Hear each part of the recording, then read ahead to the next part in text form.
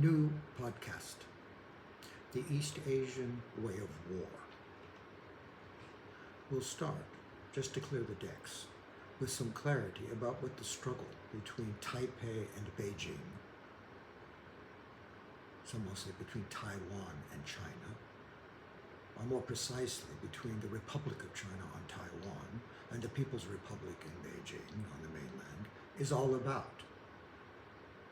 Now, to my knowledge, East Asians are perfectly clear what the struggle is about, and non-East Asians are perfectly unclear. And this dialogue of the left, who is responsible for that?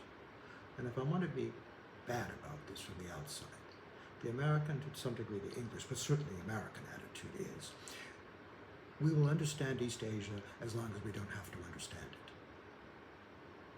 We will not understand East Asian politics on East Asian terms. So, as a consequence of that, when we replay the tapes of America's wars on Confucian Asia, Japan, Chinese Civil War, Korean Civil War, Vietnam's War of Revolution, and to a degree even Cambodia, you see a complete misunderstanding of what these struggles have been about for the Asian side. And with that, what would be the analogy? It would be like moving the furniture in the living room with the lights off.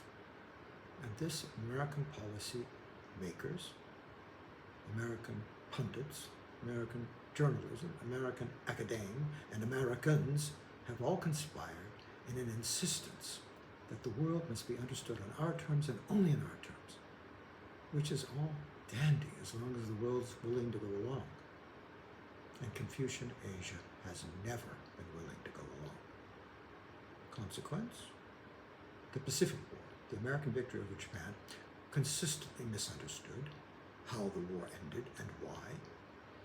The struggle over the Civil War in China, who would inherit after the end of the Japanese War, looking for a ceasefire or a civil, a compromise. These wars are not about compromise. They're about total victory. And this applies to Korea, why the Korean problem is not solved. This applies to Vietnam. Henry Kissinger's benighted effort to make a compromise solution, or we'll get them to settle on some kind of coexistence. That wasn't what it was about. It was about total victory for Saigon or Hanoi, nothing in between. The discomfiture of Korean politics rests on the fundamental dissatisfaction that the Civil War has not been resolved in one way or the other. Again, where have you heard that before? For East Asians, this is as normal as rain. And the reason we don't know, we don't have a better understanding of these things, there are some people who do, and when they have understood it and tried to explain, no one listens to them. This is the nightmare of being an East Asian expert. When we're right, no one listens to it. When we're wrong, everybody believes us. So this is the struggle. So, Taiwan versus China. What is the problem here? Very simple exercise can be done, which will illuminate the whole problem in a nutshell. Go online and look up the official name of Taiwan. And when you go there, you will see that the official name of Taiwan is the Republic of China. The Republic of China was the name of the legitimate Chinese government after the Chinese Revolution, throughout the entire warlord period, struggling as it was, during the entire brutal struggle with Japan during the Second World War, and then the final struggle with the communists between 1945 and 1949. In 1949, Mao's forces swept the Republic of China's forces from the mainland, captured Beijing, and proclaimed the People's Republic. The forces of the Republic of China retired to Taiwan. The United States refused to allow the Chinese communists to finish the job, and therefore a fundamental irritant in China's politics was created because neither side had won completely. And the word completely there, the adverb, is what matters. It must be complete. Only then does the winning side have legitimacy. Now, the fruits of legitimacy when you win are complete. If you triumph, there is no legitimate opposition possible. Everybody understands this. You may have to leave if you still resist. You may have to go underground if you still resist. You may have to commit suicide in the symbolic act of resistance, perhaps, but you cannot legitimately resist the power of the new regime. That is the fruit of victory. That's why you seek victory. And that's why there can be no other solution to a conflict in Confucian Asia than total victory. And by and large, the United States has stood in the way of these total victories. And that's why we have bled, often to no purpose whatever, because we refuse to acknowledge the logic, the moral grammar of East Asian governance, how regimes are created and uncreated, and what the consequences of their creation and uncreation is. And unless we understand this consequence, we're going to be, as I say, stumbling around in the living room, trying to move the furniture in the dark. So, what is the problem with Japan and China and Taiwan? Until Beijing takes total control of Taiwan, and that's not a geographical issue.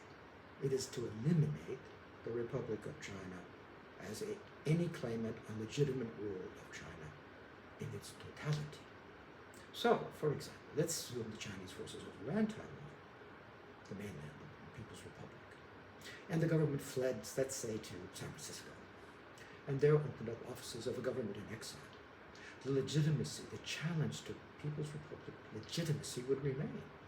It wouldn't be as threatening, but it would remain. The only way the deal ends is for the Republic of China to officially shut down, pull down the flags, cease to exist, go silent. Much like the Republic of Vietnam, South Vietnam, did. Just as would have happened to South Korea if the North Korean invasion in 1950 had succeeded. Are we clear now? Let's push it a little further. Let's say America and China, People's Republic, go to war. You notice the distance. It's about regimes. It's not nations. This is not a struggle between China and the United States. It is a struggle between Beijing and Washington, between the People's Republic of China and whatever government prevails in Washington. This is the whole battle. The Pacific War was the same. The Pacific War was a struggle about a government nominally, effectively headed by Tojo, an army junta, would continue to govern Japan or not. And conversely, if the Japanese had won the war, they would have demanded the end of the Roosevelt or Truman administration and put in its place a government of Americans that would have served Japanese interests. That's the point of the war. The point of the war was not to annex California or Hawaii or any other place. It was to change the government in Washington.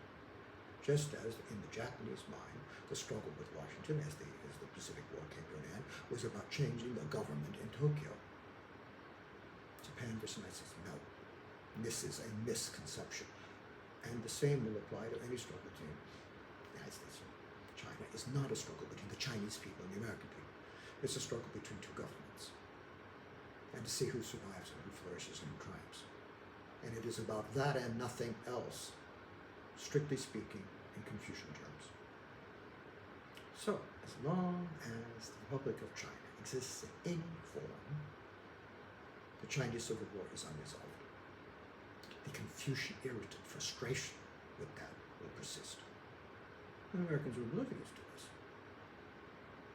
And that obliviousness needs to end. Now, furthermore, there's another twist to this, as if that wasn't enough. And that twist is this. If Beijing and Washington go to war over Taiwan or anything else for that matter, and the United States has to invade the Chinese mainland, much as we invaded and prepared to invade, certainly Okinawa, and prepared to invade the Japanese mainland. Mercifully, we escaped that horror. But if we had to invade China with ground troops, guess what would be an absolutely essential ornament for our campaign? That would be a battle to restore the Republic of China to the legitimate control of the mainland. They would be our battering ram of legitimacy. The struggle would not be to to assert American control, ownership, colonization, or any other thing over China. It would be to restore the Republic of China, who, being grateful for our efforts to restore them, would serve our interests. Now are we clear? I think this is what it's about. I've given it a lot of thought, and I've personally